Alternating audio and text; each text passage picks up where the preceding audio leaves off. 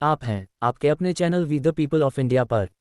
यहाँ हम हमारे मार्गदाता मुक्तिदाता बोधिसत्व बाबा साहेब अम्बेडकर के संपूर्ण वाङ्मय से उनके लेखों व भाषणों को चाबी की के रूप में प्रयोग करके इतिहास के उन जंग लगे तालों को खोलेंगे जिन्हें अभेद्य दिखाने के लिए फर्जी साहित्य की रचना की गई है। और हम इस साहित्य के माध्यम से जानेंगे कि कितनी विकट परिस्थितियों में उन्होंने हमारे समाज और महिलाओं के लिए उस समय संघर्ष किया था जब देशकाल और वातावरण बहुत ही ज़्यादा दयनीय और निकृष्ट स्थिति में था। बाबा साहेब ने कहा था कि जिस तरह किसी पौधे को जिंदा रखने के लिए खाद पानी और हवा की जरूरत होती है, उसी प्रकार किसी महापुरुष को जीवित रखने के लिए उसके विचारों के प्रचार प्रसार की जरूरत होती है। बाबा साहब जिनके दिल में हैं, वो समय निकालकर उनके भाषणों को जरूर सुनें। सभी भाषण वादन रोमांचकारी होने वाले हैं। अगर अच्छा लगे तो चैनल को सब्सक्राइब जरूर करें। धन्यवाद। तो आइए बिना वक्त गंवाए शुरू करते हैं। भारत के आगामी संविधान में अल्पसंख्यक समाज का स्थान क्या हो, इस विषय में निर्णय लेने के लिए विचारार्थ अल्पसंख्यक उप समिति माइनॉरिटी सब कमेटी नियुक्त की गई थी।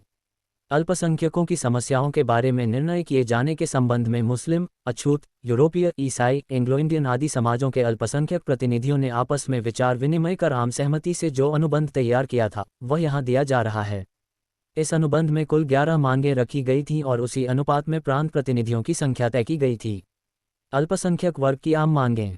1. नौकरी, व्यवसाय या नागरिकता का अधिकार हासिल करने के मामले में किसी भी व्यक्ति के लिए जाति, धर्म या पंथ बाधा न बने। 2. किसी जाति के बारे में कानून बनाने के संदर्भ में विधान बाकायदा मंडल पर लागू किए जाने वाले निर्बंधों, नियंत्रणों का संविधान में उल्लेख किया जाए। 3. धर्म के मामले में हर किसी को पूरी आज़ादी हो और धर्म परिवर्तन के कारण नागरिकता के अधिकारों से कोई वंचित न हो। 4. हर जाति को अपनी जाति की धार्मिक और शिक्षा संस्थाओं के खर्चों पर नियंत्रण रखने का तथा इस तरह की संस्थाओं को धार्मिक मामलों पर अमल करने का अधिकार प्राप्त हो।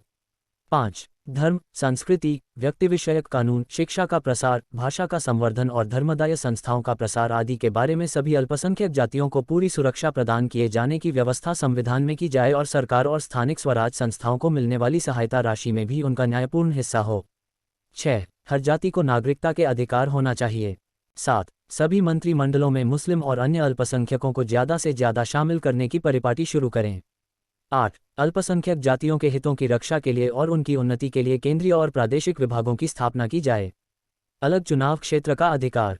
9. फिलहाल संविधान सभा में प्रतिनिधित्व का अधिकार रखने वाली अल्पसंख्यक जातियों के लिए हर संविधान सभा में स्वतंत्र चुनाव क्षेत्र हो और उन्हें आगे दिए जा रहे परिशिष्ट के अनुसार प्रतिनिधित्व दिया जाए, किंतु किसी भी बहुसंख्यक जाति को अन्य जातियों की तुलना में अल्पसंख्यक अथवा संबल न बनाया जाए। 10. केंद्रीय और राज्य लोक सेवा आयोग की स्थापना की जाए और उनके जरिए विभिन्न जातियों के लायक तथा काम के लिए योग्य लोगों की सही अनुपात में अलग अलग विभागों में भर्ती की जाए।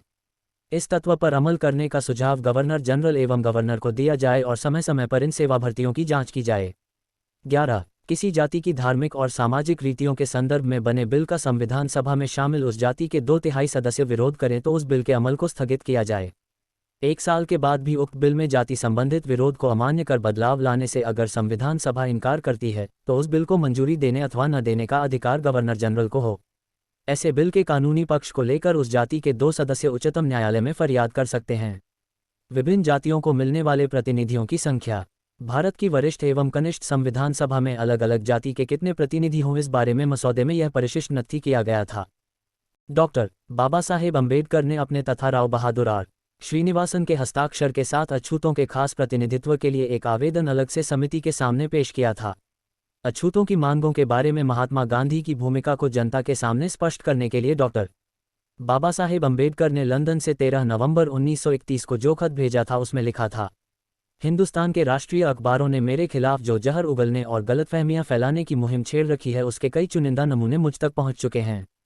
उनमें से कुछ मैंने पढ़कर भी देखे हैं। खुद को सत्य के पक्षधर और अहिंसा के मार्ग पर चलाने का दावा करने वाले इन लोगों का सत्य प्रेम सच्चा और नेक है, ऐसी गलतफहमी मुझे कभी भी नहीं थी।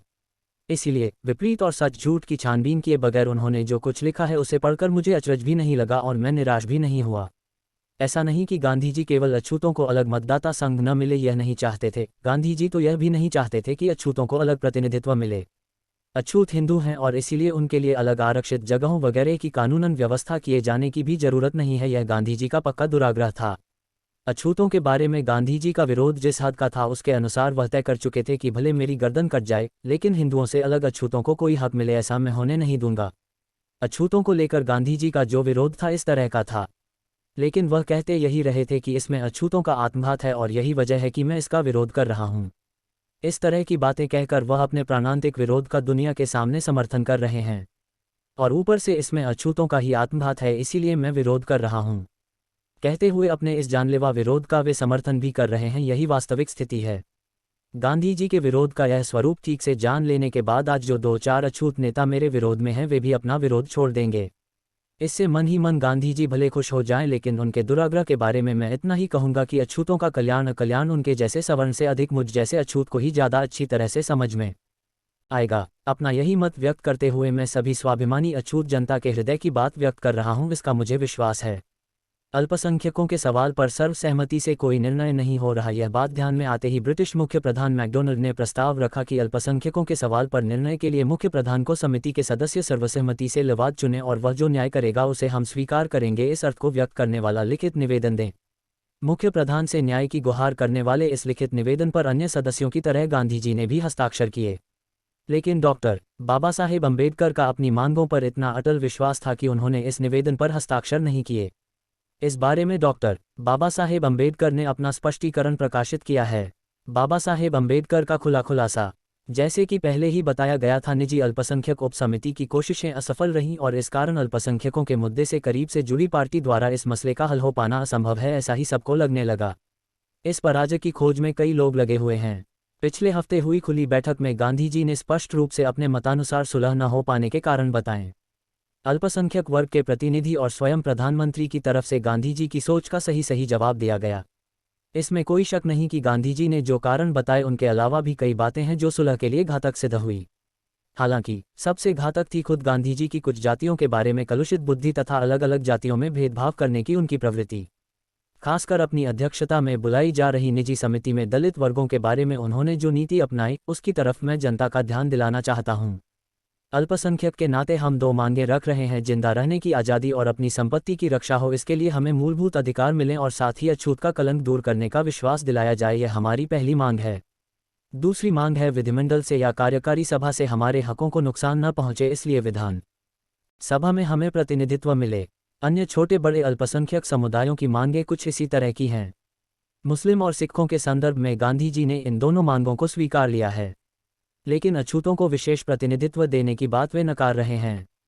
गांधी जी हमें बता रहे हैं कि मूलभूत अधिकार आपको दिए जाएंगे और उनसे आपको संतोष करना होगा, लेकिन विशेष प्रतिनिधित्व देने के मामले में सिख, मुस्लिम और अछूतों के बीच इस तरह का भेदभाव क्यों बढ़ता जा रहा है, यह हमारी समझ से बाहर है। खुलेआम बढ़ते जा रहे इस भेदभाव के बारे में शायद गांधी जी को शर्म महसूस होती हो, इसीलिए अछूतों को वयस्क मताधिकार एडल्ट सफरेज देकर वे अपनी शर्म पर पर्दा डालना चाहते हों।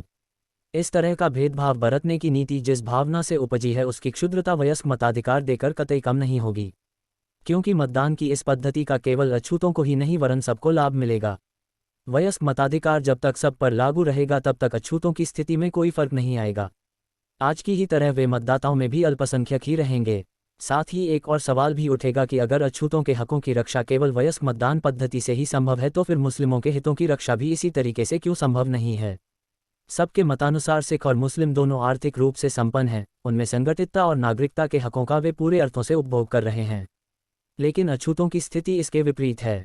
अछूत आर्थिक स्तर पर एकदम पिछड़े हुए हैं, उनमें संगठन बिल्कुल भी नहीं है, साधारण नागरिकों के अधिकार भी उनको नहीं मिल रहे हैं और साथ ही समाज के अन्य वर्ग उनके साथ अत्यंत कठोर बर्ताव करते हैं। न्याय बुद्धि जिसमें जागृत हो ऐसा कोई भी व्यक्ति अलग अलग जातियों से रखी जा रही मांगों पर समुचित ढंग से सोचेगा तो यही मत व्यक्त करेगा कि इन सभी विभिन्न जातियों से अधिक अछूतों को ही उनके अधिकारों के प्रति सुरक्षा दी जानी चाहिए। महात्मा गांधी इस बात को नहीं मानते। इसकी वजह यह नहीं है कि वे इस कथन की सच्चाई या न्यायकारकता से असहमत हैं। शायद उन्होंने खुद ही यह धारणा बना ली है कि मांगें मंजूर न होने की स्थिति में अल्पसंख्यक जिस तरह दिल्ली पर हल्ला बोलेंगे उस तरह अस्पृश्य वर्ग के लोग हल्ला नहीं बोलेंगे। इसी धारणा के कारण अछूतों की मांगों को धता बताने की धृष्टता वे कर रहे हैं। इसके अलावा गांधी जी की राष्ट्रीयता की भावना उच्च वर्ण के हिंदुओं के प्रति उन्हें महसूस हो रहे अपनत्व से जुड़ी है। असल में मुस्लिम और सिख समुदाय जब राजनीतिक क्षेत्र का अपना हिस्सा लेंगे उसके बाद बचा हुआ हिस्सा उच्चवर्णीय हिंदुओं के लिए आरक्षित रखने का उनका इरादा है। प्रौढ़ मतदाता पद्धति के लिए अगर वे तैयार हैं तो उसमें खास बात क्या है। राजनीतिक अधिकार पाने का सीधा, सरल और भरोसेलायक मार्ग विशेष प्रतिनिधित्व पाना ही है। प्रौढ़ मतदान का तरीका टेढ़ा तो है ही, भरोसेलायक भी नहीं। गांधी जी के ध्यान में यह बात जरूर आई होगी कि ऊपर बताई गई मतदान पद्धति उच्चवर्णीयों के लिए फायदेमंद है। अछूतों के बारे में अपनी नीति हिंदुस्तान में रहते हुए ही अगर गांधी जी जाहिर करते तो बहुत अच्छा होता।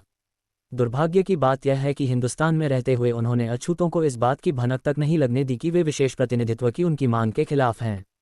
वे यह कतई नहीं कह सकते कि उन्हें अस्पृश्यों की इस मांग के बारे में कोई जानकारी नहीं थी। काश कि वे समय रहते अस्पृश्यों को अपना दिल खोलकर दिखा देते। इससे उनके बड़प्पन में चार चांद लगते। गांधी जी इस सीधे रास्ते को अपनाते तो अस्पृश्य भी अपनी मांगों पर कांग्रेस की सहमति पाने के लिए जी जान लड़ा देते। जनता का ध्यान हम दूसरी एक और बात की तरफ आकर्षित करना चाहते हैं। खास प्रतिनिधित्व के लिए मुस्लिम और सिखों की मांगों पर ही गौर करना कांग्रेस का जनादेश जैसे तय था, उसी तरह इन मांगों को मानने के लिए कांग्रेस कहां तक आगे बढ़े इस बारे में भी एक सूत्र बना हुआ था। अल्पसंख्यकों की निजी समिति के अध्यक्ष और कांग्रेस के प्रतिनिधि इन दो पहलुओं वाले रिश्ते के कारण मुस्लिमों के साथ सुलह करवाने का कार्य उनको सौंपा गया था। हर दिन वे समिति के सदस्यों से कहते कि उनकी कोशिशें विफल रहीं, लेकिन असफलता के कारणों का उन्होंने कभी खुलासा नहीं किया।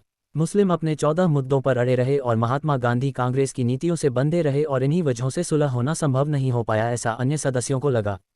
गांधी जी ने मुस्लिमों के 14 मुद्दे माने और कहा कि चुनाव क्षेत्र संयुक्त हो या अलग अलग हो, इस बात का निर्णय मुसलमानों के जनमत संग्रह के अनुसार तय किया जाए। आदि बातें अब खुल चुकी हैं। गांधी ने शर्त रखी कि कांग्रेस की सभी राजनीतिक मांगों को मुसलमान पूरी तरह मान ले तथा अन्य अल्पसंख्यकों के बारे में किसी तरह की दखलंदाजी न करें। उनकी इसी शर्त के कारण सुलह नहीं हो पाए।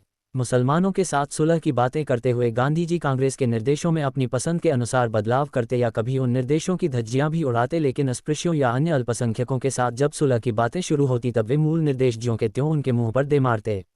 यह तिलमिलाहट पैदा करने वाली बात थी। हालांकि हम यह नहीं कहते कि इस क्रोध को व्यक्त करने के लिए इस पत्र को आपके अखबार में जगह मिले। अस्पृश्यों को स्वतंत्र प्रतिनिधित्व मिलने के लिए चल रही हमारी कोशिशों को विफल करने के लिए गांधी जी किन किन उपायों पर अमल कर रहे हैं यह सबके सामने प्रकट हो, इसलिए हमारी विनती है कि इस पत्र को आप प्रकाशित करें। ऐसा करना खुद हमारे लिए भी दायी है, लेकिन अस्पृश्यों के अधिकारों की सुरक्षा के लिए हमने अगर तुरंत इलाज नहीं किया तो हमें लगेगा कि अस्पृश्यों के नेता होने के नाते हम अपना कर्तव्य निभाने से चूक गए। अल्पसंख्यक उपसमिति की निजी समिति का काम जारी रहे, इसलिए गांधी जी ने जब उपसमिति का काम स्थगित रखे जाने का प्रस्ताव रखा तब अस्पृश्यों की ओर से हमने आपत्ति जताई। हमने जो विरोध किया था उसका कारण था हमारे बारे में कांग्रेस की नीति का पता चलने के कारण निजी समिति में हमारे भाग लेने के बावजूद कुछ होने वाला नहीं है, यह हमें पता चल चुका था और यही हमारे विरोध का कारण था। हालांकि गांधी जी ने यह भी बताया था कि अन्य अल्पसंख्यकों द्वारा अस्पृश्यों की मांगें अगर मान ली जाएं तो उन्हें मान लेने के कांग्रेस के निर्देश उनके पास थे। गांधी जी से यह आश्वासन पाने के बाद हम निजी समिति के कामकाज में हिस्सा लेने के लिए राजी हुए। समिति में गांधी जी ने कांग्रेस के निर्देशानुसार ही कदम कदम पर हमारा विरोध किया। हालांकि गांधी जी इस हद तक विरोध करेंगे इसका हमें बिल्कुल अंदेशा नहीं था। विश्वसनीय सूत्रों से हमें पता चला कि अस्पृश्यों के साथ गांधी जी का बर्ताव मित्रों सा तो नहीं ही है, अफसोस यह है कि वह ईमानदार शत्रु का भी नहीं है। उन्होंने अपने मुसलमान मित्रों के आगे शर्त रखी कि आपकी 14 मांगें अगर मनवानी हो तो अस्पृश्यों का और अन्य अल्पसंख्यकों का विरोध करो। खुलेआम यह कहना कि अन्य अल्पसंख्यकों द्वारा अस्पृश्यों की मांगें अगर मान ली जाएं तो उन्हें मान लेने में उन्हें कोई ऐतराज नहीं, और फिर अंदर ही अंदर उनके द्वारा अस्पृश्यों की मांगें मान न ली जाएं इसके लिए उनके साथ बातचीत जारी रखना, उन्हें हर तरह के लालच दिखाना आदि शायद किसी महात्मा को ही शोभा देगा या फिर अस्पृश्यों के दुराग्रही शत्रु को। गांधी जी की नीति से हम परास्त नहीं हुए, हारे नहीं, क्योंकि अपनी मांगें सही और न्यायसंगत होने का हमें विश्वास है। साथ ही सप्राव, पेट्रो जैसे प्रतिनिधियों की न्याय बुद्धि पर भी हमें भरोसा है। प्रधानमंत्री जो निर्णय लेंगे उसे मानने के बारे में गांधी जी ने अपनी स्वीकृति दी थी। गोलमेज सम्मेलन में कोई निर्णय न होने की वजह से 1 दिसंबर 1931 को अनिर्णय की स्थिति में सम्मेलन का समापन किया गया। इसके बावजूद अस्पृश्यों की मांगें बिल्कुल न मानी जाएं इसके लिए गांधी जी ने हिंदुस्तान के स्टेट सेक्रेटरी सचिव सर सैमुअल होअर के साथ पत्र व्यवहार किया।